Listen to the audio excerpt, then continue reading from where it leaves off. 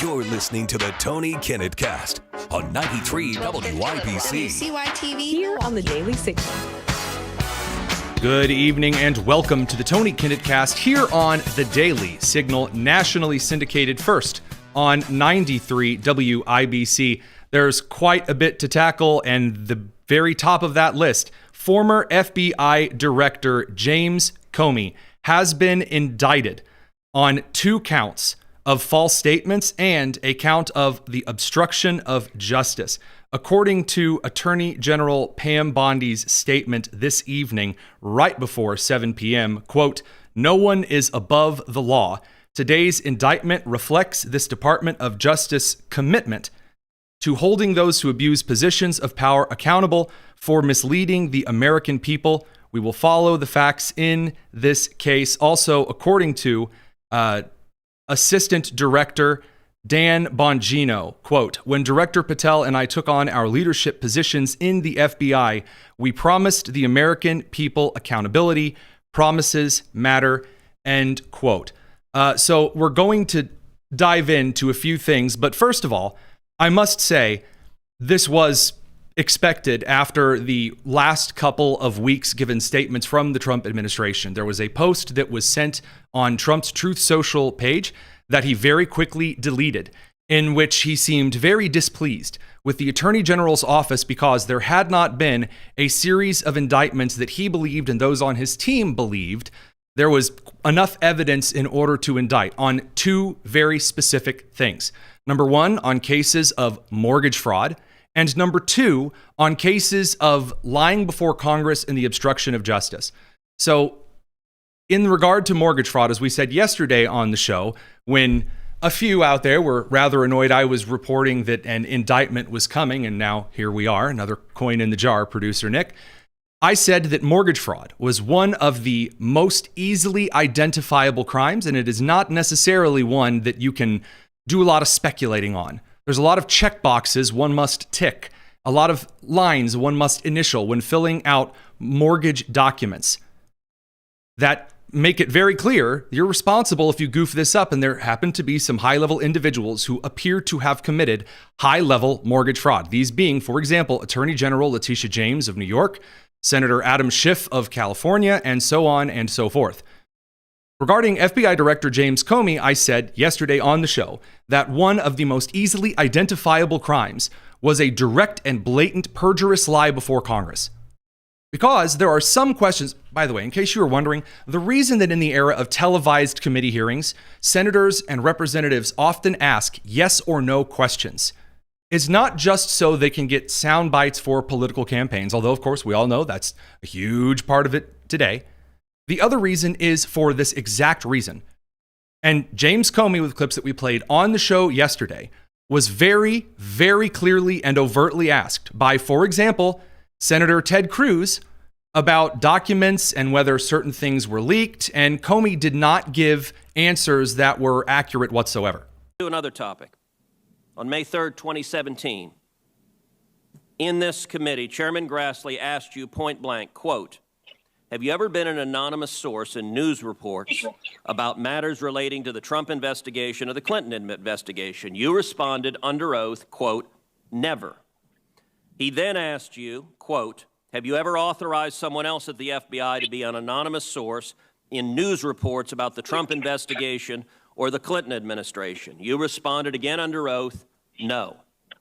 Now, as you know, Mr. McCabe, who works for you, has publicly and repeatedly stated that he leaked information to the Wall Street Journal and that you were directly aware of it and that you directly authorized it. Now, what Mr. McCabe is saying and what you testified to this committee cannot both be true. Here's what's going on. Here are the events that took place. There were a series of classified documents that it appears, based on records, not allegedly, someone whose account was James Comey sent certain documents which were classified to an intermediary, a buddy of former FBI Director James Comey. That buddy then leaked those documents which are classified that Comey does not have the authority to declassify to the New York Times. And when he was asked about this, and by the way, not just this, several other instances where basically they said, did you use your access to classified documents? Did you use your access to the, let's say, the Director of National Intelligence daily briefing of the president, like in the Obama administration, for example, on whether or not Russia interfered with the election on behalf of Trump? When that situation was brought before James Comey time and time again, he answered, no, I was above board. I didn't do anything wrong. And it appears, based on a series of investigations, a series of reports, not just from Senator Chuck Grassley's office, although there is no one who keeps receipts like Chuck Grassley. Someday I hope to keep receipts. That man could put CVS out of business with the receipts that he keeps. There's a little Midwestern inside joke there for you. In the whole of this situation, Comey's ego in answering questions resolutely when Republicans are going after him appears to be a serious screw to him in this situation. Here's his response. One or the other is false. Who's telling the truth? I can only speak to my testimony. I stand by what the testimony you summarized that I gave in May of 2017. So your testimony is you've never authorized anyone to leak. And Mr. McCabe, if he says contrary, is not telling the truth. Is that correct? Again, I'm not going to characterize Andy's testimony, but mine is the same today. All right. I'm going to make a final point because my time has expired. Essentially, the point that Cruz makes is if you are lying here, it's not going to be pretty. And guess what? It's not pretty. Now, I also said there was likely to be an obstruction of justice charge attached to this because through the processes of, for example, discovery and looking through documents that will now be unearthed and whether or not Comey definitively lied to Congress or not, because Comey's not the director of the FBI anymore, and it's very likely that Bongino and Patel already have all of the documents in place. As much as Hillary Clinton would like you to believe otherwise, it's very, very difficult to delete federal ownership of documents inside an executive agency altogether. Really not that simple. But in any case, the obstruction of justice charge is the issue here for Comey. We really don't know if this is kind of the end of it, because Comey has arguably committed some form of the obstruction of justice in a multiplicity of ways, violating his oath as the director of the FBI in order to castigate, in order to persecute Americans based on a political narrative and directly in opposition to the facts of the case. Again, I cite CIA Director John Brennan and FBI Director James Comey in the series of emails to Obama's office in which they said, yeah, we know that Russia didn't do anything. We know, or didn't do anything beyond social media posts. We know that Russia didn't weigh in on Donald Trump winning. In fact, it's far more likely that they sat on information about Hillary Clinton's rampant tranquilizer use, digging into the Quaaludes, in order to help Hillary Clinton win the election, and they failed. And they threw all of that away and instead spied on the Trump campaign directly and then lied to Congress about it. You can't do that. And in the same way, to put this in a very layman's term kind of situation here, you are not allowed to go to a law enforcement agency, whether you are within the law enforcement agency or without the law enforcement agency, and say, hey, there is a fire happening on the east end of town. People are in danger. And then all of the cops go to look at this fire on the east side of town while you privately know on the west side of town there is a bank being robbed. That is illegal. You cannot obstruct justice in that way. It's not just telling a cop, oh no, I don't know anything, and not reporting things to the police. That's not what obstruction of justice means. Or at least that's not what obstruction of justice is relegated to. Obstruction of justice is a specific series of actions that impede the application of justice and the law in the United States. See, while the president has some level of prosecutorial discretion, individuals like the director and the assistant director of the FBI and the CIA, they don't have prosecutorial discretion. That's not something that they enjoy at that level. And so it is going to be a very, very interesting trial here. It appears that the individuals who just waltzed before Congress and pled the fifth also might be drawn into future indictments. Because if they can get Comey on the obstruction of justice here, that opens up a different kind of obstruction series of cases for Obama administration officials. And I will remind everyone again, because I said this last night, for those who say, well, I want him charged with treason, and I want him charged with all of this other stuff. Okay, I hear you. I will remind you that the most intense, the most high-level charge in any court case is the weakest one.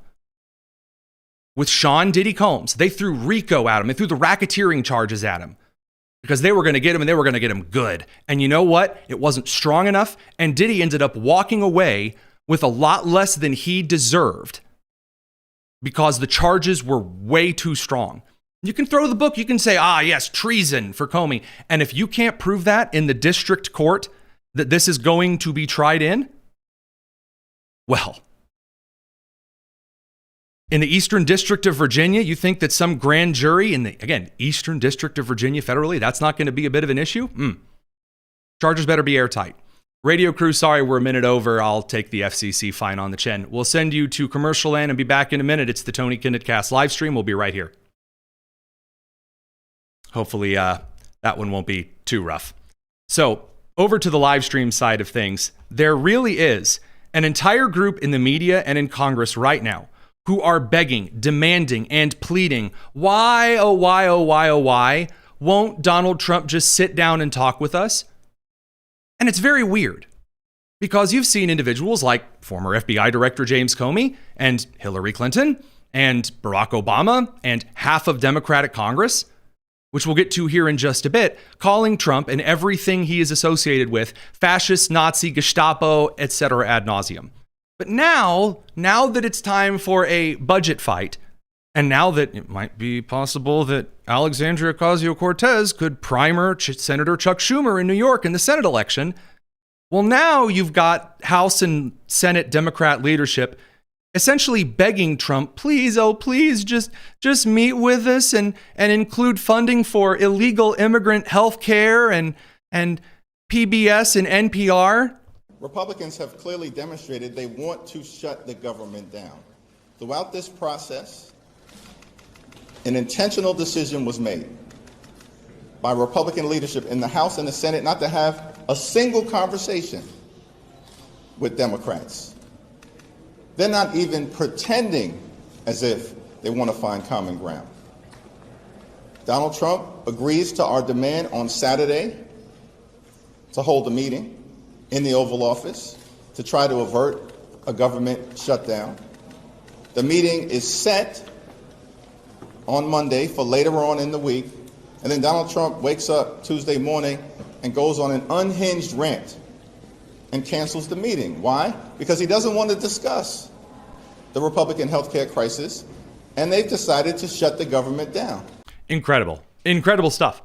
This is Hakeem whining right now because there are Democrats that are defecting that don't want to go into some kind of rough situation in swing states and be responsible for a government shutdown. The minor party that is holding up procedure always gets blamed for the shutdown. That's how it works. And also, I'm going to tell you a secret. Americans have kind of heard the whole shutdown thing before.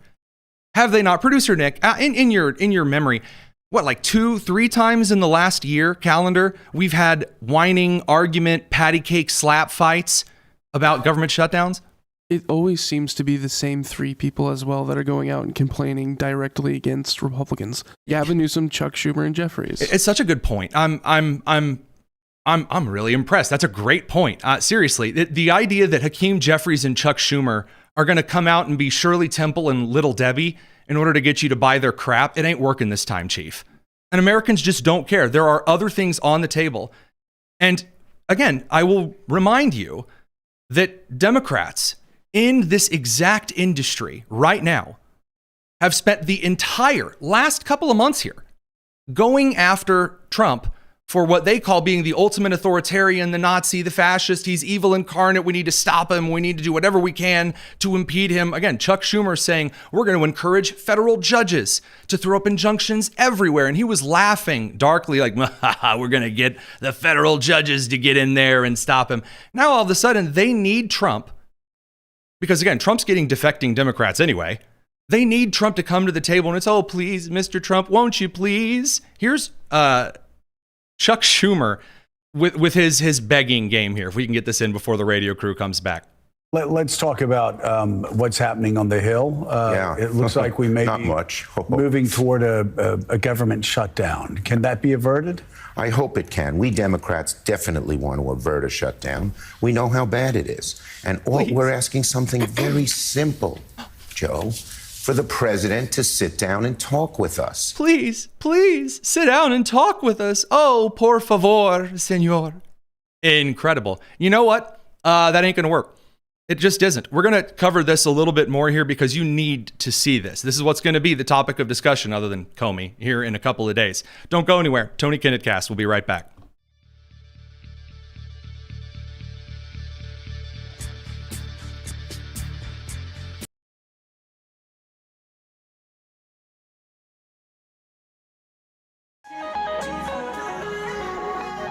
This is the Tony Kinnett Cast on 93 WIBC. So Chuck Schumer on his knees before Trump on Morning Joe, which you could, by the way, you could even see Joe and Mika there like, oh, don't do this. Please just don't do that. Have a little dignity, Chuckles. And no dignity at all. So I want to go back to where we left off here. Chuckles is begging, please, Donald Trump, please meet with me. Because what is Chuck really concerned about? What is still the number one priority for the Democrats? Now, look, I know budget stuff is boring and stupid. And again, they lie about what is and isn't happening anyway. But at least hear the man out. He's about to get curb stomped by an AOC campaign. For the president to sit down and talk with us. You know, he's not the king. He can't just dictate what happened. He said he doesn't need Democrats. Well, then he doesn't know how to count. That's not what he said.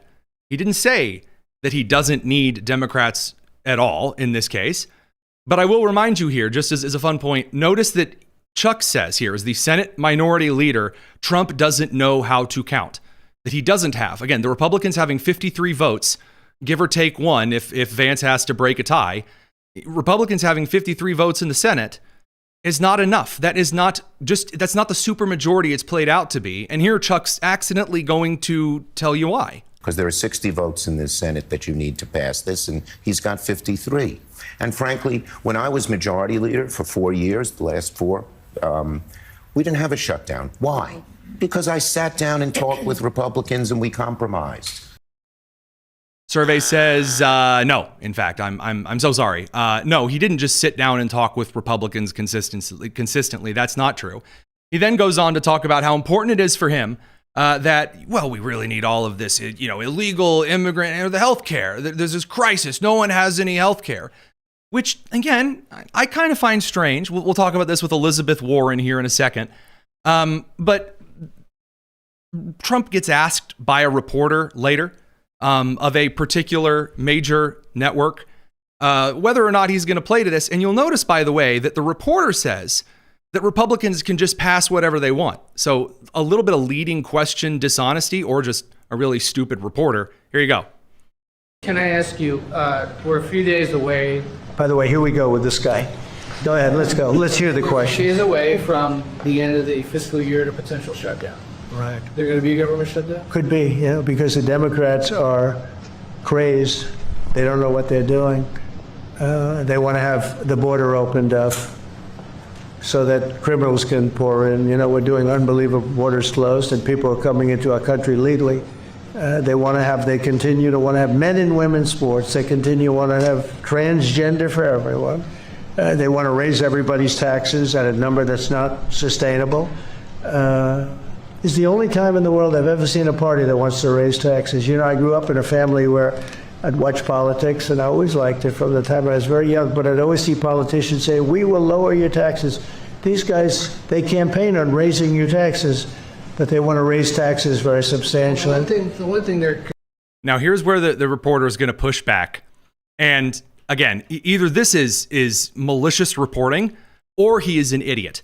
Now, it's usually good practice to assume ignorance before malice. But here you go. Here's the follow-up that's going to say, well, why don't you just do it? Concerned about, look, Republicans have total control of Washington because they have control of the House, the Senate, there's you. Republicans have total control, he said. You have control of the House and the Senate? Well, when you say control, so we need 60 votes for this, and we have 53 Republicans, so we need 7 Democrats. And those 7 Democrats and others are asking for an extension of a tax credit on people who get the Affordable Care Act and some other government-backed health care. So are you willing to negotiate? Well, what they're really asking for is they want to pay for illegal aliens that have come into our country by the millions. That is correct. By the way, that is objectively true. That the cuts that were made in the Affordable Health Act of shenanigans was to allow individuals who are in this country illegally access to taxpayer-subsidized healthcare measures. That is what it did. That's what those cuts removed.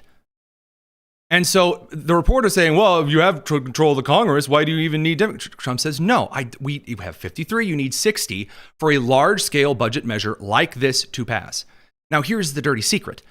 The public is pretty much aware that healthcare hasn't just collapsed entirely in the last couple of years. Despite, people like Elizabeth Warren doing what Democrats do when the begging and pleading strategy isn't working, Democrats do 3 things. Number 1, they do really weird, shaky car influencer videos. I've always hated recording in the car, and I even have colleagues that do that. I don't like it. Like, don't you film yourself in the car. Just step out of the car and film, homie. You don't need to get out there and do the weird, shaky video and give me epilepsy. That's not very nice.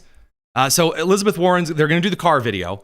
And then all we're really missing after Elizabeth Warren's car video is Representative Hank Johnson getting out the guitar and singing out of tune.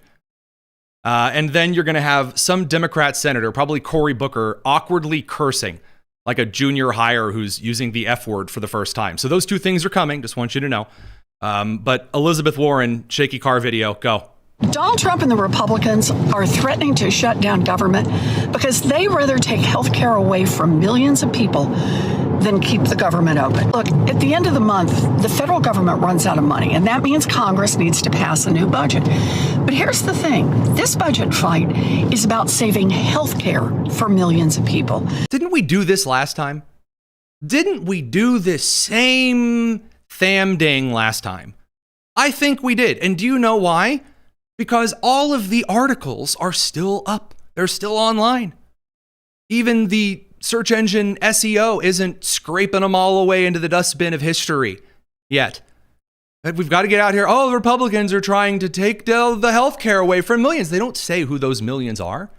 They'll say families. They won't say like American citizens' health care because it's not American citizens' health care. Again, I'm not a fan of huge entitlement social programs. I'm not at all. But like Section 8 housing, which I'm also not a fan of, if my tax dollars are going to go to it, then it had better at least go to Americans on those entitlement programs.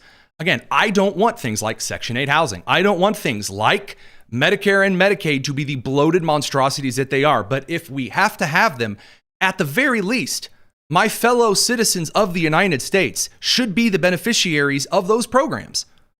Doesn't seem like a crazy thing to ask. And Trump, by the way, reiterates later that this whole line of whatever just isn't going to work. And it's really funny to watch the Democrats try to fall on their own spear here. I just don't see it working. Well, this is all caused by the Democrats. They asked us to do something that's totally unreasonable. They never change. They want to give money away to illegally, people that entered our country illegally. They want to give them massive federal money. And we don't want to do that because it means everyone's going to just keep pouring back. Right now, we have absolutely perfect borders like you haven't seen in many years. Even better than I had great borders during my 4 years, but these borders are stone cold closed. You can only come into our country legally now. But the Democrats want to give it all away. They want to open up the borders. Take a look at that. Big thing. They want to open borders again after what we're going through now, getting rid of prisoners, getting rid of all of these people dropped out from mental institutions. I don't want to get another FCC ding on this one. So, radio crew, we do have to send you over to commercial. When we come back for y'all, we're going to talk about the updates from ICE that, well, a lot of networks aren't running. Don't go anywhere. It's the Tony Kinnett Cast. We'll continue on the live stream. I'll let the president finish here. Just such a nice guy. Drug dealers, drug addicts, everything. They're putting everybody into our country. It's all ended now. But this is what Schumer wants. This is what the Democrats want. They want to have, and they want to take our money. We're doing well because of tariffs. We're doing unbelievable. We're making more money than we ever. Now, by the way, the lady that you heard muttering in the background like a Soviet-era number station, that's the lady translating what the president's comments are to Turkey's duly elected leader, who should not be a part of NATO. I am going to say, yet again, I am a fan of one thing particularly in this administration that is very apolitical. It is the full commitment to talking to the press about any issue, anytime. Very few times at all are you going to get a no comment. Very few times is any administration official, under assistant secretary or senior cabinet official, you are going to see a clear answer, even if you're in a meeting with Turkey's leader, Erdogan. You're still getting the answers to the press. Again, very, very much appreciated, rather than calling a lid or having some not particularly skinny congressional staffer come try to body slam the reporter trying to ask the congressman if he condemns political violence. And this does bring us to the situation regarding the latest anti-ICE terror attack. The latest anti-ICE terror attack. So in Texas, they have had 3 anti-ICE, anti-border patrol terror attacks over the last couple of months. September has been a horribly bloody month in political violence. And now we are witnessing crimes that are essentially popping right up one after the other, not months-long premeditated attacks. Because as we're going to talk about with Virginia Allen, our senior reporter here in just a second, the note left behind by the shooter in the ICE facility attack in Texas. Oh, what? You didn't see the coverage of the handwritten note? Oh, I'm surprised MSNBC and ABC News weren't publishing that. Huh? That's interesting. Well, I happen to remember a lot of articles about Jussie Smollett's imaginary Subway sandwich attack in MAGA country, otherwise known as Chicago. But on this particular note, he cites the Charlie Kirk assassination directly. Guys, that's like 2 weeks ago. Producer Nick. So you're telling me the writings on the bullet casings weren't trying to copy MAGA, but we're trying to copy a very well-known leftist assassination. Again, right after the event, MSNBC said, well, this could be some kind of a red herring, or actually, this could be some type, at least they didn't do the video game reference thing this time. Actually, anti-ICE, that's a reference to Super Mario when he grabs the fire flower. Everyone knows that. Yes, excellent. The brilliant media analysis that we know and love from the major networks. So we're going to get to some of those particular pieces of information afterward. We're going to get into a couple of stories that have been completely abandoned. And Secretary of War Pete Hegseth is pulling all of the brass. So brass is the guys with stars on their shoulders. The generals and admirals from the Army, the Navy, the Marine Corps, which still in the Navy, the Air Force, and the Space Force are all being sent to Quantico in Virginia to discuss something that is completely unknown to the press. So first, we're going to get some updates on the ICE situation. Don't go anywhere. It's the Tony Kinnett Cast here on the Daily Signal.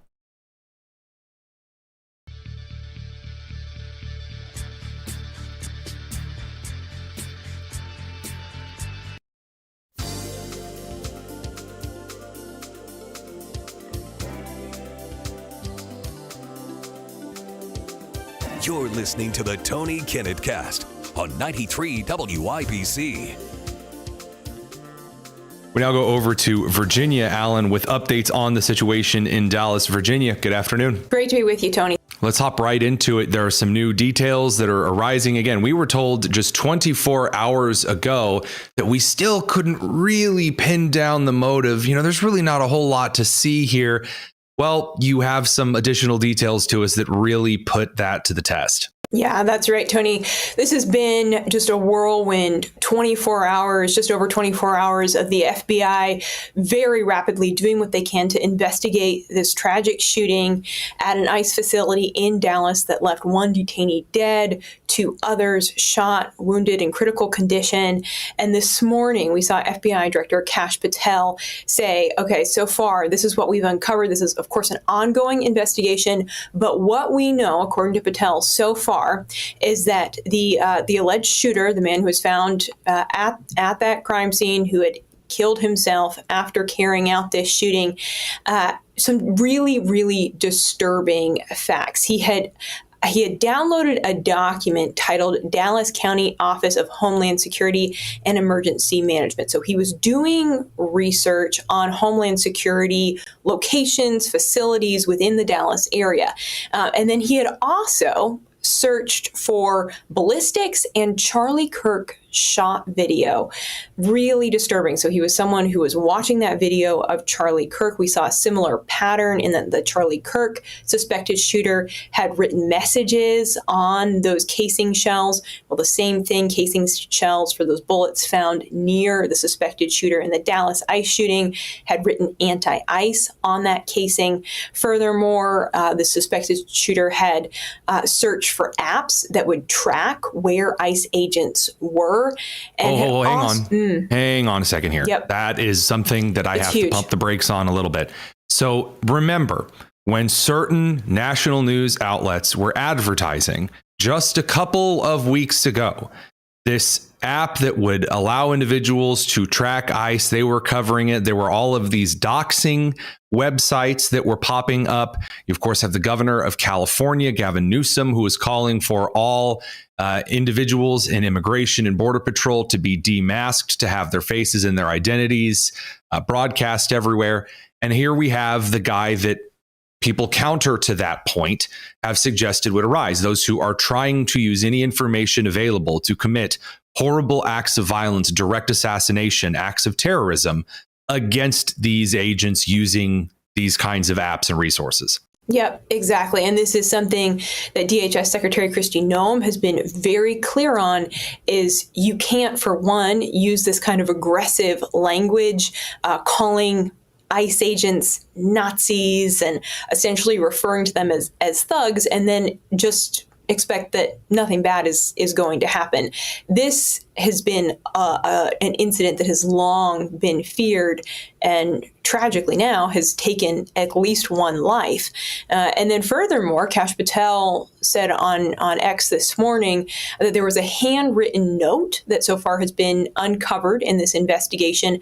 And that note reads, hopefully, this will give ICE agents real tear to think, is there a sniper with AP rounds on the roof? So really disturbing that we have essentially a situation that appears to be unfolding, that this suspected shooter was indeed targeting ICE agents specifically. Now, there a local outlet in the Dallas area, they actually had the opportunity to speak with the brother of the suspected shooter. That brother said he was not aware that his brother, who's now dead, was necessarily politically engaged. He said they didn't really talk about it. They didn't talk about ICE. So it came to as a real shock to him.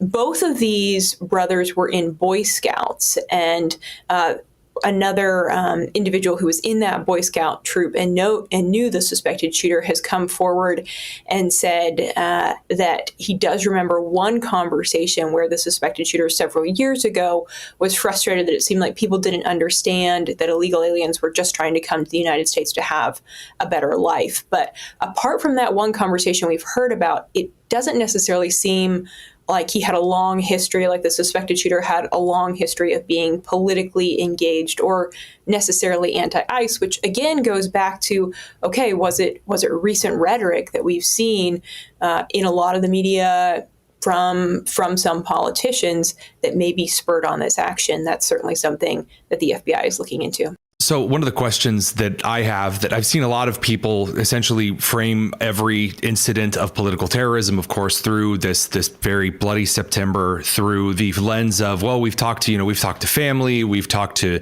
former friends, and they say, well, maybe the individual wasn't very politically active, we didn't know. That's not the political pipeline today anyway, though. I can't think, and I don't think that really any of us could say that are in the millennial generation or lower, those, again, probably from 45 on down, who regularly talk with friends and family about politics, especially if we disagree with them. Most of the political discourse these days are online, in communities, in subreddits, in Discord chats, in DM groups, perhaps certain circles of Facebook and X and Instagram and so on and so forth, in which you just communicate with those inside your sphere. It doesn't necessarily mean you're going to go tell your parents, yeah, I'm actually considering some heavy scale violence. I don't think that, again, it's just interesting now that I've seen a couple of people reach out to, for example, in the case of the Minnesota legislator and her husband who were shot, Hortman. They went to the guy's neighbor, like, well, what do you notice about your neighbor? And they expected a full political discourse of, well, this is who he was and what he was and all this. And it's like, I haven't seen people act that way in public since the aughts, Yeah. Well, and I think that is an interesting point, because police authorities have spoken to multiple individuals who live near the suspected shooter, and most of them really didn't know him. They had seen him, but they didn't know him personally. He's just kind of a quiet guy, which is usually how it is. And Tony, to your point, usually the trend here is when someone is planning some really violent, heinous attack, if they share it with anyone, it's maybe one or two people. No it's way. More so really? The information. Yeah. I'm sorry. Forgive me for the scorn. I'm usually the guy that makes the semi-sarcastic, breaking fact here. Usually people don't share it. But I mean, to say that, again, it's you see the NBC affiliate in the area ran to his brother, and they talked to his brother before his brother even had known that was the shooter in the incident. And again, from all of these conversations, I'm just shocked. They say the same with Tyler Robbins, and he didn't tell his dad. Well, yeah, no kidding. He didn't tell his dad right away. I'm astounded by kind of the lack of common sense that appears to now have somehow become like the AP standard. In journalism, right, we have like the AP style guide standard, right? Things that we're supposed to say or not say in an article based on like these standards. When did a lack of common sense and naivety become standards we're supposed to include in our reporting? You know what I mean? Sure. Yeah. Well, and I think so much of it is everyone's just grasping at straws and trying to make sense of how on earth something like this happened. And I think given how close it follows the Charlie Kirk assassination, it's like, okay, we've hit a point in the country where this kind of very politically motivated violence is an increasing trend, and everyone is asking that question of why. And of course, Tony, as you talk about very openly, I think we largely know the reason. Yeah, I was going to say, people may ask why in a way that you might ask a rhetorical question, why, when in reality we all do know. And again, we were only planning to kind of go into some of the updates for 5 minutes here, but alas, Virginia, we always seem to get into these situations because go long, Tony. the reporting just is so much with it. And again, when you don't have someone on the air that's trying to hide information because they're spooked about saying what everyone is already well aware of, turns out there's far more to discuss. Virginia Allen, senior reporter, as well as the host of Problematic Women at the Daily Signal. We got to cut to commercial. Thanks again for hopping on. Thanks so much, Tony. Radio crew, we'll see you guys on the other side of the commercial break. Live stream crew, we're going to continue. Don't go anywhere. It's the Tony Kinnett Cast. All right. I do want to make two things very clear here before we get into more information regarding the ICE shooter in Dallas, and then kind of the response from a very irresponsible response from those in legacy media at Congress, etc. First, earlier I stated that Comey had been charged with 2 counts, a count of the obstruction of justice and a count of lying to Congress, perjury. I don't want this to be confused. 2 counts in total, not 3 counts in total, 2 counts perjury, 1 count obstruction, 1 count each. 1 false statement, lying to Congress in 2020, the other obstruction. And that's according to Catherine Herridge, brilliant reporter. Now, on that note, by the way, the specifics, she wrote this on the 21st of August.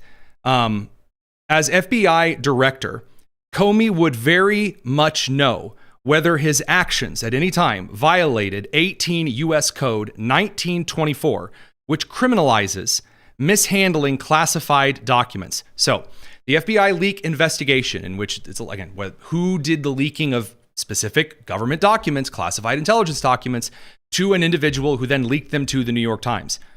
FBI leak investigation, quote, Tropic Vortex, was a criminal referral. The allegation is that disclosure of classified information to reporters was authorized by Comey. Comey gave it to a person in order to give it then to the New York Times. A handoff, a fence, if you will. That's the allegation here. And now, as a reminder, intelligence, any intelligence document is born classified. That is a natural state of any intelligence document as soon as it is crafted, whether it be an internal office memo about a pizza party on Friday or a dossier on a domestic or foreign individual. It is, by its inherent nature, in the possession of a Department of Justice intelligence agency, classified, or an executive intelligence agency, classified. So, as far as the argument that these are records that are not marked classified at the time, markings, as Catherine Herridge points out very correctly, do not determine classification. However, the content of the records determine classification. So if you look at it and go, it's just, it's a birthday party flyer. Yeah, all right. Look, on second glance, that doesn't need to be classified. Documents have to be marked essentially later and analyzed for declassification, not for classification. So it'll be very interesting seeing how that comes out. Now, as to some of the rest of the information on the Dallas shooter and the anti-ICE terror attacks, President Trump was asked about this at the Oval Office today. His answer to the situation, apt and correct. Who do you hold responsible for the uptick in left-wing violence in the country? Radical left rhetoric.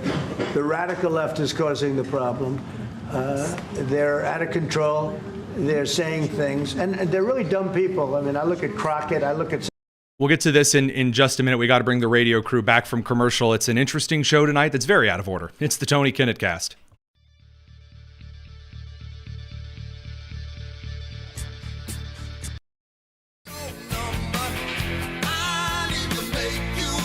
The Tony Kinnett Cast on 93 WIBC. All right, we will cut over to Josh Hammer from Newsweek in just a moment to talk about some of the situations regarding generals meeting at Quantico in Virginia. We'll talk a little bit more about just the general nature of this Overton window that we need to, again, discuss because, according to, again, as you heard from Virginia Allen, the FBI has revealed writings and internet searches from the shooter who fired into the ICE facility aiming for officers and instead hitting detainees and killing at least one of them. That individual had previously searched not only the video of the shot of Charlie Kirk and not only written that he wanted ICE to think there's always snipers on the roof at any time. By the way, this now explains why initial reports had FBI looking for a sniper even though the shooter had committed suicide up near the window. That essentially verifies the note. In case you were wondering, there's a lot of conspiracy theories right now that the FBI is making up notes after the shooting in order to blame it on Israel or some other stupid aluminum foil nonsense. But in the meantime, there are other serious issues. As Virginia stated, the shooter in the anti-ICE attack in Dallas, which is not specific enough, this last week's terror attack in Dallas, the latest anti-ICE attack in Texas, the shooter utilized ICE locating and ICE doxing applications that he downloaded from either Apple or from Google. We don't know whether he had an iPhone or an Android, whatever. Either way, he downloaded them from an app store. Now, since then, the federal government has requested, as have a lot of activists, by the way, as have just normal people on, may I say, both the left and the right, mostly on the right, but a few on the left, for example, a Democrat strategist that I often fence with, have called on Apple and Google to take down applications that track ICE agents and dox ICE agents. For example, the very apps that the shooter used. Maybe not even the entire category, maybe just the ones the shooter used to aid in his targeting of the ICE facility that likely gave him that very location. Although that is speculation. Could have gotten it from a number of places, could have just Googled ICE facilities. Just to make it clear, he could have gotten it from that application. Apple and Google have refused to suspend the apps. They've refused. Apple and Google are refusing to take those apps down. I remind you, or I should really say that Adam Johnston, who's written quite a lot of excellent articles over at The Federalist, reminds us that Apple and Google suspended the app Parlor, the social media app Parlor, the kind of social, kind of Twitter alternative before Elon Musk purchased Twitter and it became X. Apple and Google suspended Parlor right after the January 6th riot because they said that it was used to coordinate the protest. So when it's coordinating a protest, not even the riot, just to coordinate a protest that eventually became a riot, that's totally out of bounds. Get rid of that off the App Store now. But when there are applications being used to fuel not a protest that turns into an altercation that then turns into crime. No, when there are applications that are used to coordinate violent acts such as doxing and open blatant murder, like acts of terrorism used to intimidate for a political aim, which is what this is. Apple and Google have no problem, throwing that up on the App Store. I know that Google is backing off of a lot of censorship stuff right now with Alphabet. I certainly hope that they change this policy. And by the way, as long as those are up, there should be no federal contracts whatsoever with Apple or with Google. Apple's special little American-based iPhone manufacturing facility be damned. No.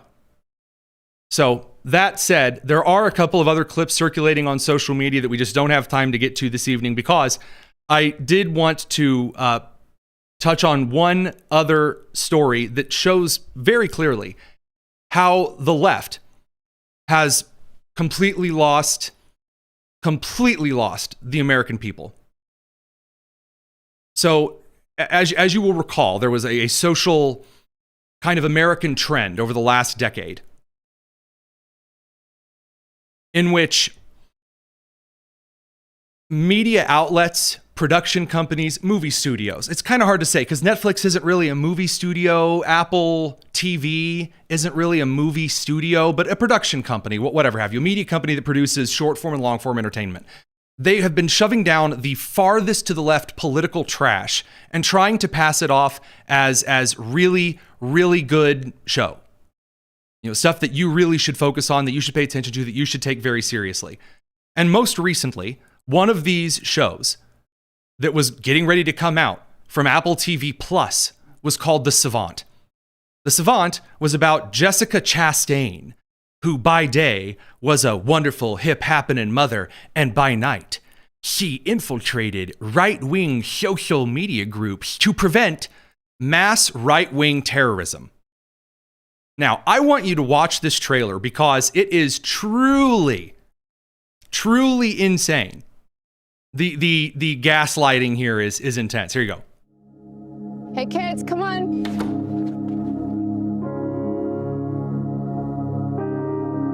What's she looking at? She's working. She's working? I thought this was a no-work weekend, Mom. Night.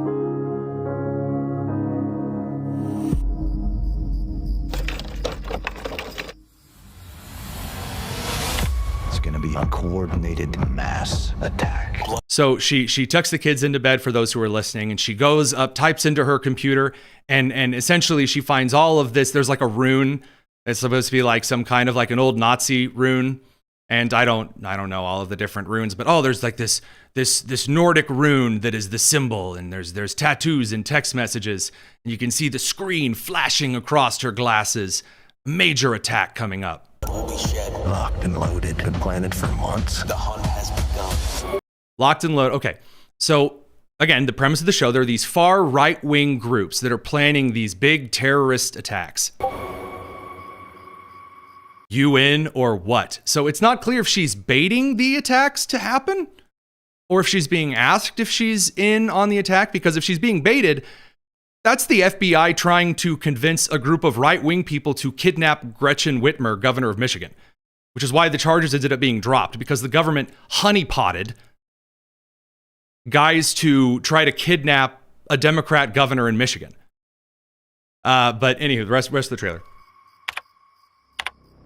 Okay, so she's getting ready to type yes, and there's one still shot from this. And try to pause it right. There we go. So this shot from this exact part of the trailer became a massive internet meme all over. For those who are listening, it is Jessica Chastain with like the right-wing message boards in the frame of her glasses, and she's observing the screen. And it essentially became a meme in which someone would say, wow, right-wing people really don't like it when you kill them. Or, wow, right-wing people really don't, like to be, taxed or thrown into, camps or locked in their houses by the National Guard during COVID or what have you. And people mocked it relentlessly, as they should. Radio crew, sorry, we have to send you off to the end of the evening. We're going to continue over on the live stream. I don't know for how long, but we're going to continue. So join us over there, youtube.com/dailysignal or rumble.com/dailysignal. I'm Tony Kinnett, and this has been the Tony Kinnett Cast on the Daily Signal, nationally syndicated and first on 93 WIBC. All right, so Jessica Chastain continuing.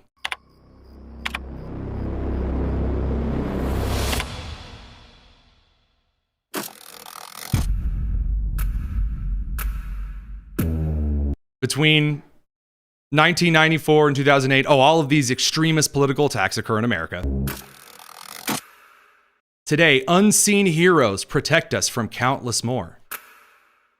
What do you do in there all day? All night sometimes. I track people who are planning attacks. My job is pretending to think like them to stop those people from doing real. So there's like, there's these white kids that are grabbing guns and apparently arming bombs and things. Again, it always is like the white guy, no beard, glasses. That's always the villain in this trailer. Really bad things. FBI, on your knees! See, just like a normal white guy in a polo. Because yeah, that's what all right-wing terrorists or just terrorists in general look like. I mean, look at the last several terror attacks. Haven't they all just looked like clean-cut young white men? Haven't they all? They haven't looked like weird transgender, creepy, obese people, have they? Or weird, skinny people that look like the Wicked Witch of the West? Boy, that would be strange. That's why we call her the Savant. She's the Savant. Snipers, bombings, ambushes. We're on the verge of serious violence. So this was mocked relentlessly because essentially making a show about right-wing, serious political violence. Then it turned out that when the evidence was examined in the stupid article study from The Economist, which lies about the ratio of right-wing to left-wing political attacks, especially recently, when that was finally ruthlessly and hilariously mocked, at long last, it was canceled. According to Variety, Apple TV has postponed the premiere of Jessica Chastain's drama series, The Savant. And the article itself is just incredible. Offering another chilling example of how business giants are running scared of the Trump administration and bowing to pressure before it even exists. Yeah, that's right. So much like Snow White, Disney's Snow White movie, much like a bunch of other garbage that people said, this really doesn't look good. And also it's just wrong. And they get made fun of for it. Now what the Variety, what the left-wing media is trying to say is they're making up imaginary stories of Trump using the weight of his administration, and no one in the administration had even cared about the show whatsoever. They're pulling it because it sucks. And this, again, the Chastain photo of her looking at media and basically being a stupid imbecile who doesn't understand the right and is like, wow, man, you know, people on the right really don't like it when you shoot a father in cold blood in front of a bunch of college students. Also, you know, all of the left-wing terror attacks, you know, it deserves to be made fun of, but Variety turns it into a conspiracy. Producer Nick? I think what really disturbs me most about this is it speaks to how much the left fantasizes about how they want this to be reality. They so desperately want it to be right-wing people doing the terrorism. Yeah. They want a deep-seated, deep state, MAGA, white Christian nationalist conspiracy to fight against. It was Maxine Waters, representative of California, before the election, who said them Republicans are training up there in them hills. I mean, just recently, Hillary Clinton. What white Republican Christian men want to dominate. So the actual Variety article is truly the hilarious thing. Having watched the 8-episode series for review, which was set to be under embargo until September 25th, it's clear that The Savant is precisely the type of show America needs right now. It looks at a sector of mostly white male individuals who believe that America belongs to them. Fueled by hate, bigotry, xenophobia, and misogyny, they talk cruelly and candidly online about enacting harm and violence towards individuals or others who they feel are unworthy of being in their country. And then, by the way, this is the best part. She tries to, very, very briefly here, she tries to make it kind of a fair article very briefly. Listen to this. Nowhere in the show does it mention Donald Trump's name, other than depicting white nationalists in a negative light. The show only calls Trump a white nationalist. Come on. Incredible. Incredible stuff. And then she blames it on ABC. Just wild. Wild. The left ignoring any kind of political violence that their side openly perpetuates, is going to cost them. Case in point, now, in New Jersey, things are not, in fact, looking as easy for the Democratic candidate for governor. So, first and foremost, according to a new poll by Emerson, not exactly a Republican pollster here, Mickey Sherrill, the Democrat candidate, is tied 43% with Jack Clattarelli at 43%. Up until this point, Mickey had been doing really, really great, really amazing, really incredible. Former Navy lady, you know, doing some really cool stuff. Again, kind of that, you know, Jessica Chastain vibe. I'm standing up to the violent, whatever. Well, you know, it just so happens that, well, a scandal has now erupted. Democrat Mickey Sherrill was banned at the end of her time as a midshipman from walking with her Naval Academy class due to her participation in a massive cheating scandal that implicated over 130 midshipmen. Now, this is what's really great. Sherrill declined to allow the New Jersey Globe to inspect any disciplinary records from her time at the U.S. Naval Academy. Holy crap. Holy crap. The party of transparent and incredible. And we can ask James Comey to, you know, leak them if, you know, he doesn't have classified clearance anymore. Oh. Awkward indeed. The last thing that we're going to talk about this evening, I'd love to talk about Trump's comments on Ilhan Omar. I'd love to talk about the guy in Chicago who's whining that ISIS put up a fence. We're going to have to move away from that just again, unfortunately, here. I do want to pivot to a phenomenal conversation with Newsweek's Josh Hammer over this Washington Post article freaking out about Secretary of War Pete Hegseth calling in the brass to a meeting in Quantico that they're not telling the public what they're meeting for.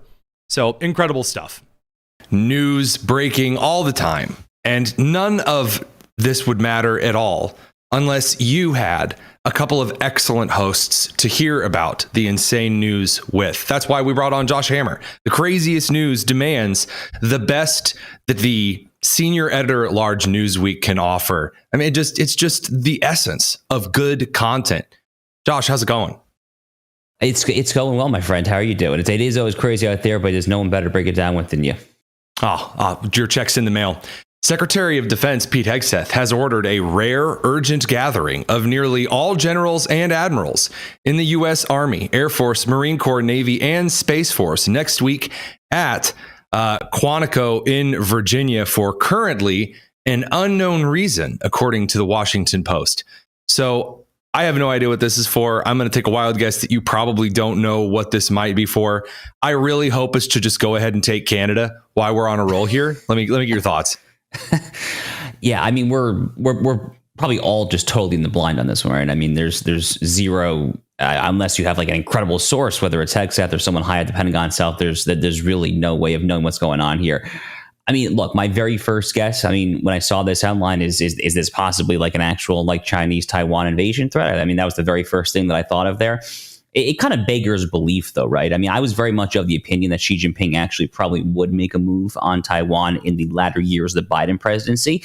That seemed to me to be the perfect window to do so, while the United States is distracted in the Russia-Ukraine theater, while you have an incredibly weak president like Joe Biden there. So it kind of beggars belief that Xi would not make his move during the Biden presidency, and now here in the first year of the Trump presidency you go in. So that doesn't really add up either. Tony, look, I mean, the Canada thing is funny. I mean, how about Greenland? That whole conversation kind of trailed off. Remember, like early on, we just had somebody to talk about the Greenland thing. In all seriousness, no, just going ahead and just saying, all right, not because no one's going to do anything. Denmark can't even keep its skies clear of drones. We're just going to take Greenland. Clearly, it's a national security issue until you get your drone problem settled. We're just going to take it for now. Yeah, I mean, I'm unironically into the Greenland thing. It was actually Tom. I mean, it was Tom. Same. Yeah, no, I mean, Tom Cotton's a very serious guy. Tom Cotton's not like a joking guy, infantry, Iraq, and so forth there. I mean, he wrote this op-ed back in the first Trump term. It was like a 2019, 2020 piece for the New York Times saying, yes, we should actually try to acquire Greenland. There's a very, very legitimate case there. But the Canada thing's a funny troll. And I mean, basically, let's be real, Tony. I mean, screw Canada, right? I mean, screw Canada under this current premier. I'll give you all of it but Alberta. I mean, again, Alberta being the spiritual northern Indiana, I have a special place in my heart for, but the rest of it, yeah, to hell with it. I don't really care for it at all. No, Alberta's beautiful. It's got amazing oil. I mean, I love where your heart is on that. No, I mean, like Tony, the comparison that I've heard is actually that Alberta is kind of like the Texas of Canada. I mean, they have the Stampede in Calgary. So the Texans would have you believe. But no, Greenland is actually a very, very compelling case there. But honestly, I mean, this was a crazy headline. I have no idea. I mean, like you, I'm obviously itching to hear about it. I pray it's not a Taiwan emergency, because that could get bad in a hurry, to be honest with you. Now, I do want to talk kind of long-term consequences out of this, though, and it fits, just so happens that initial headline fits into this. Do you think that Jeffrey Goldberg is kind of kicking himself a little bit at the Atlantic for leaking the big Signal chat too soon? I mean, he had what arguably could be conceived a pretty open window into maybe some internal situations, and he blew it to talk about, texting in the Middle East. I mean, yikes. No, I mean, look, Jeffrey Goldberg should probably be kicking himself on a daily basis for sheer fact that he is Jeffrey Goldberg for something. I mean, for the fact that, I mean, there was literally no one who laundered Barack Obama's heinous, reprehensible foreign policy to the masses more than Jeffrey Goldberg did. So, I mean, he has a long and inglorious track record. In fact, Tony, you'll actually get a chuckle out of this. Jeffrey Goldberg was actually one of my first high-profile blocks on Twitter back when I probably only had a few hundred followers. This was actually literally I think over a decade ago, and the humorous reason for it is because I just repeatedly kept on calling him Barack Obama's court Jew, which I mean, as someone who's Jewish myself, I could get away with that, right? But Jeffrey Goldberg was not having it though, so he's actually blocked me for literally over a decade. So I mean, totally screwed that guy. But yeah, I mean, he probably did kind of shoot his article a little too soon, because based on what we're seeing here with this Hegseth thing, I mean, at Quantico, I mean, Goldberg could have been in a pretty big scoop if he hadn't just gone, totally gonzo over the Houthi stuff in Yemen back in March. And there's really again, we're now in the part of, we're almost a year since the election of 24. We're getting to that point. Now I'm starting to look over the last year where there were opportunities for those who wanted to remain a part of the national conversation that's taken seriously. I think of Jake Tapper. I think of Alex Thompson, who for a sheer shining small moment even if the motives were very sketchy, they had the opportunity to come out and say, look, guys, we participated in something that the American people openly despise. There's a call for change here. We need to do something different. And now who do we see on the front lines of freaking out about Jimmy Kimmel? Here's Jake Tapper trotting him out all over media going, well, I think this is the biggest crackdown on free speech I can ever remember, ever in all of history. It's like, dude, don't honk the clown nose at the same time you're speaking. It's difficult to discern the two from each other. There's a lot of confusion when it comes to the First Amendment. Like, what does it mean? What does it not mean? So I think we probably just do like a very basic kind of explainer. It's like what the First Amendment actually says, what it does not say when it comes to government censorship of speech. So look, if you are speaking on a public sidewalk, if you are speaking in a public park, if you are going into the Boston Commons in Boston, Massachusetts, both in colonial times and today, the government cannot censor you. They cannot criminally prosecute you based on what comes out of your mouth. But you have no right. You have no affirmative right to use your speech in any particular medium other than those which are literal public property there. So when it comes to ABC, which is a private corporation, and specifically the three broadcast companies, ABC, CBS, NBC, have a somewhat unique regulatory structure. It literally goes back, Tony, to the New Deal. All this is kind of it's New Deal legal regulations, regulatory framework. So, the Democrats, the liberals who are freaking out over what happened to Jimmy Kimmel, they probably might want to take it up with the FDR presidency, right? Which is regulated very similarly to the Tennessee Valley Authority in the way that we regulated waterways under FDR. The regulatory language is the same. Someone in the Daily Signal was asking me the other day about how, well, what about the FCC, like equal time rule, which again, coming from the 80s, but regarding, propositions from California, would this apply? It's like, no, believe it or not, regulatory language is not that magical and deep. It's written by a lot of people who didn't really know what they were doing and is now upheld by people who from time to time don't really know what they're doing. And so the idea that people are like almost treating regulatory structure right now as though they're Latin phrases used in court. Does that make any sense? You have some like lawyer come out and say, oh yes, habeas corpus, the same way that they'll cite like the fairness doctrine in the FCC regulations. It's really weird. Yeah, but look, I mean, the statute that brought the FCC into existence, that still to this day regulates CBS, NBC. I mean, to be clear, the FCC has broad regulatory ambit, but the specific part of it that has to deal with the broadcast companies, CBS, NBC, ABC, refers, as you have alluded already to the public interest there. So, look, I mean, either the statute references the public interest or it does not. The goal of a regulatory body, including a quote unquote independent one, and we can have that whole separate conversation. I happen to think that the entire notion of a so-called independent agency is here, there, and everywhere unconstitutional. But holding that aside, the goal of the agencies, in this case, the chairman, Brendan Carr, and the fellow commissioners, is to implement the statute. They have a law that they are going to work off of there. So, the law is already written. Their job is to uphold it. It is an executive agency. Yes. So if your issue is with this public interest notion there, then take it up with Congress. I mean, take it up literally with the 1930s era New Deal Congress there. So Jimmy Kimmel does not have a First Amendment right to say whatever he wants to say on ABC's late night program. He has especially when it comes to the reporting of information on crimes and natural disasters. Those two things specifically via, I believe, not just the statute, but also legal precedent. Yeah, no, look, I mean, one of the huge purposes of AM radio traditionally, certainly when it comes to the broadcast TV networks, is to get the message out there, really above all for natural disasters. But yeah, when it comes to crime potentially in your community, in your town as well, you can't just make stuff up about that. And when Jimmy Kimmel was talking about when he was trying to gaslight his viewers by saying that Charlie Kirk's assassin was MAGA, it was not a disputed point. I mean, we literally knew that he was not. The sheriff out in Utah, Governor Cox, we knew beyond a shadow of a doubt that this was a classic left-wing university campus indoctrination campaign. So he was blatantly spewing misinformation. I have to be honest with you, Tony. I'm a little surprised at just how quickly Jimmy Kimmel has gotten back on the air. I was off for the Rosh Hashanah Jewish holiday. Got back on. I was like, oh my God, Jimmy Kimmel's back on. That didn't last very long. So I'm a little surprised by that, to be honest with you. Hey, all it takes is an angry left wing guy firing into a lobby of an ABC affiliate in Sacramento. I will give, at least at this moment, again, this could change, of course, by the time that this airs. when you have Sinclair and Nextar, I was very surprised to see Nextar still kind of upholding this no Kimmel, thank you. I saw his little tear-filled monologue where he didn't actually apologize. He just said, "Oh, you don't know my heart." It reminds me of we used to joke about this in youth group when I was growing up, that there were these teen girls who would live however they wanted. And then when you would say, "Look, I don't think, like God wants you to be a whore.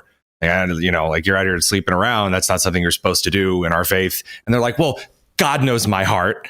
And like that would solve it. Like, "Well, you're not my judge." That's what Kimmel did. He walked up and goes, "I actually have lots of friends on the right. They're in Canada right now. You don't know them." And like it's ridiculous. The nonsense is so fake and phony. No one's buying it. Yeah, I mean, this is kind of like the old, like, I'm not racist because I have black French shtick, right? I mean, that's basically exactly what Jimmy Kimmel is pulling here. Like, oh my God, like I'm not just trying to blame everything on MAGA. Oh my God, look at me, I have MAGA friends. I mean, first of all, like literally, no, you don't. You're probably just doubling down your lies. He probably doesn't have a single person in his social circle who actually fits that description there. But look.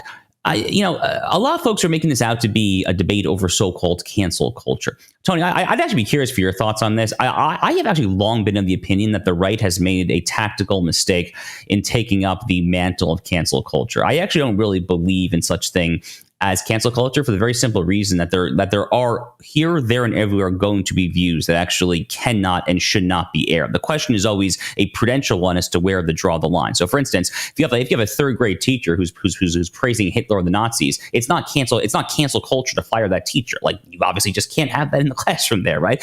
So it's always a question as to where you draw the line. And bringing it back to the current example here, when it comes to the chairman of the FCC, Brendan Carr, who's being asked to implement this statute that calls for ABC, CBS, and NBC operating in the public interest there, it's not a question of principle, it's a question of prudence as to whether or not this actually meets the threshold of violating the public trust. Given the extraordinarily high profile nature of my late friend Charlie Kirk's assassination, given the fact that the president, the vice president, so many people flew out there for the memorial there, I would say spewing blatant misinformation from ABC, not like an obscure cable channel on ABC, I would argue that actually it probably does meet the threshold of public interest, which is kind of, again, why I was surprised that he ended up getting back on the air system.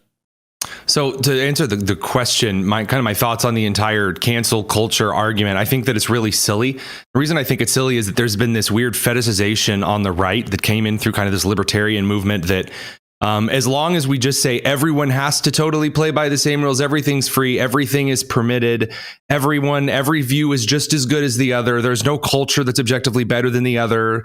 There's no story that's objectively better than the other. There's no language that's objectively better or worse than other language. Then everyone would play by the rules and no one would use that against the rest of society. And that was a very stupid decision then. It's a stupid decision now.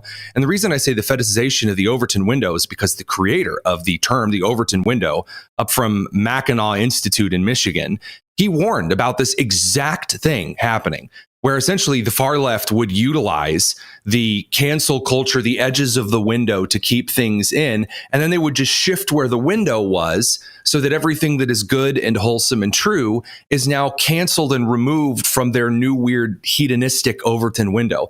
The fact of the matter of this, if you're wearing lingerie to read to children, you're a bad person. Objectively, I don't want you in public wearing that.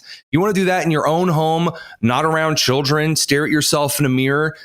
That is another conversation entirely. As long as I don't have to see it, whatever. But if you are bringing that into the public square, again, to what you're talking about, the commons in the park, no, you don't have a right to do that. I don't have to sit here and pretend that these ideas that are directly against the common sense Judeo-Christian ethic that has been commonly understood. We all know it. Based on common sense, what things are good and what things are not good.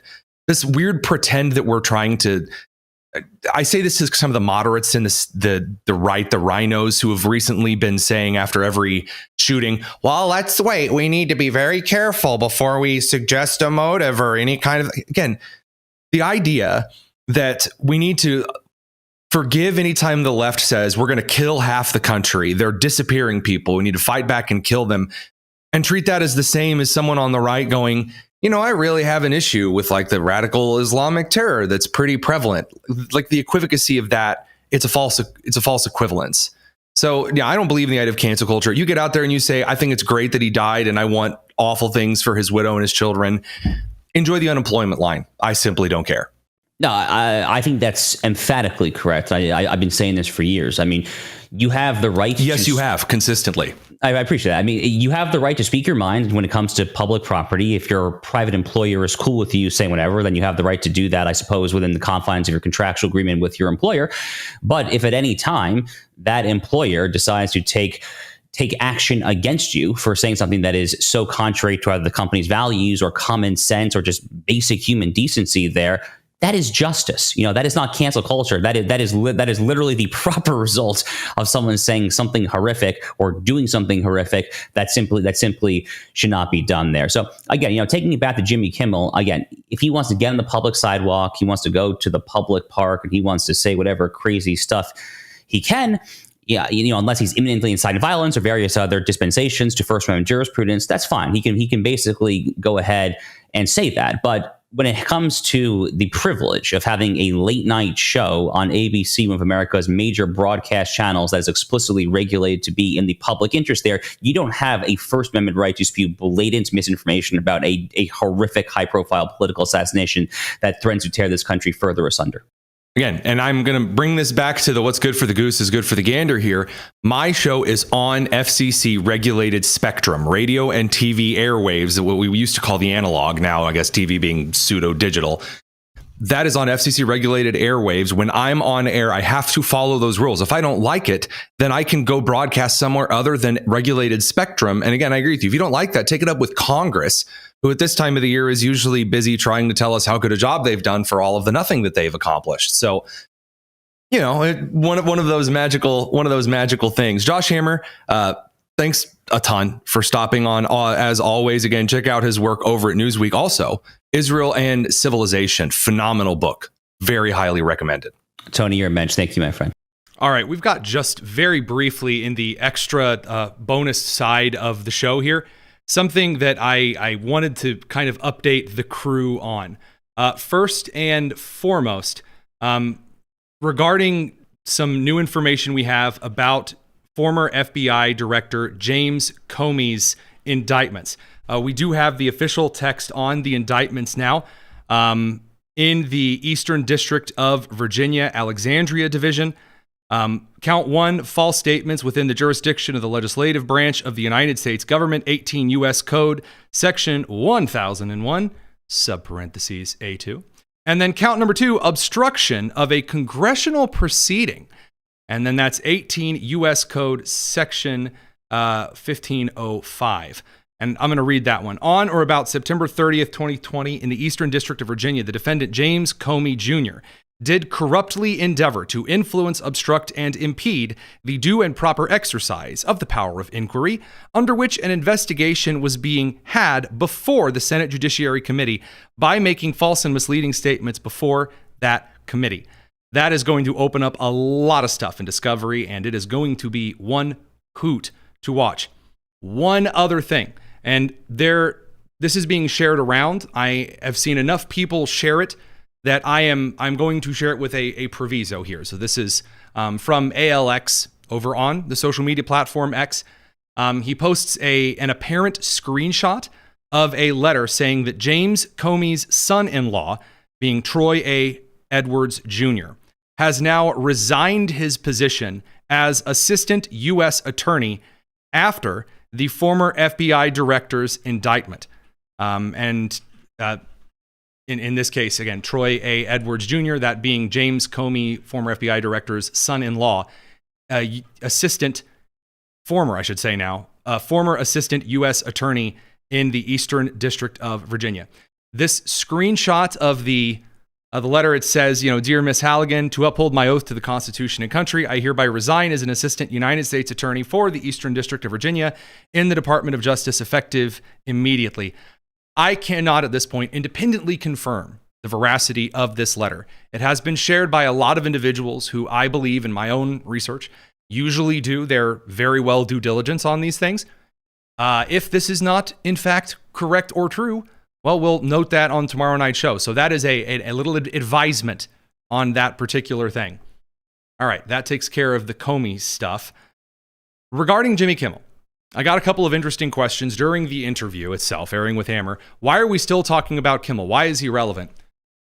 I'm glad you asked, because during the preparation for the show, one of the things we were planning to lead off with is a series of political messages and statements from past and present Democrat officials who are arguing that Nextar and Sinclair, who are major Spectrum affiliates, they own a lot of stations across the country. Specifically, they own a lot of ABC affiliate stations across the country.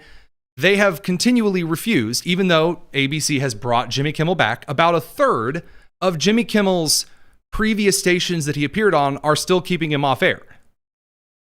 Again, at this present time, I believe. Sinclair or Nextar may bring him back. So far, I don't think that they have.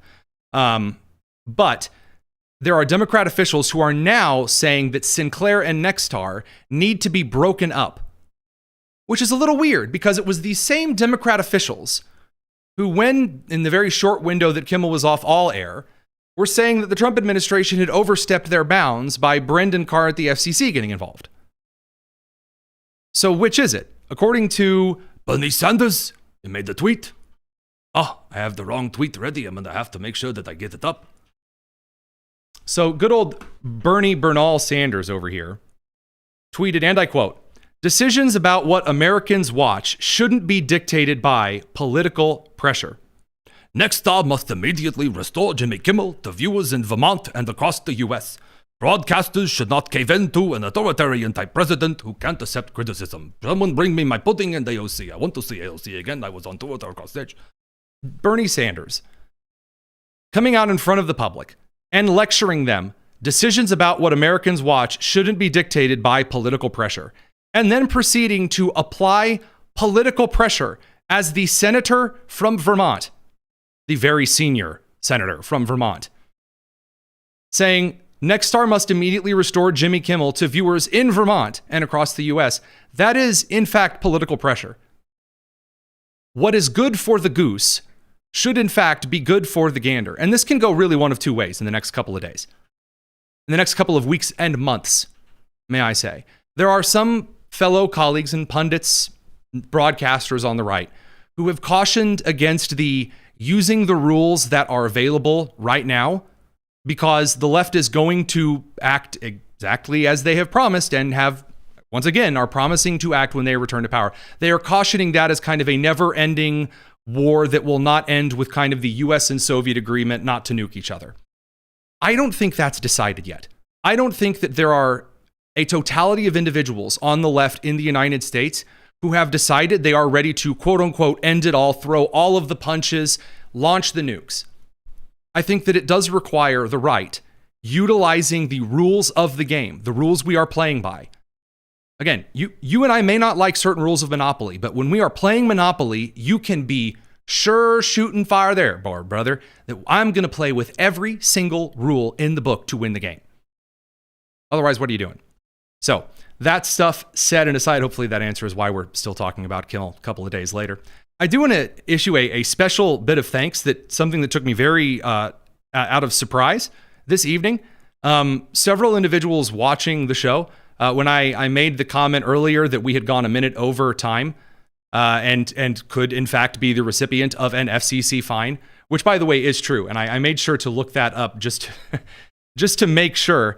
FCC regulations, like FCC fines regarding not staying inside time on FCC regulated air, that's not a case. That's a case-by-case basis kind of a fine. So there are some stations and there are some programs that are only supposed to operate in daytime, some in nighttime. There are some that are supposed to stay within certain commercial bounds. A lot of this is dictated in regions that are very close to the time zones. Anywho, those fines could be between $200 to $400. There was a Florida AM radio station not too long ago that was fined $4,000 for failing to cut its air off at a specific time. That is we've never been charged $4,000 or anything like that.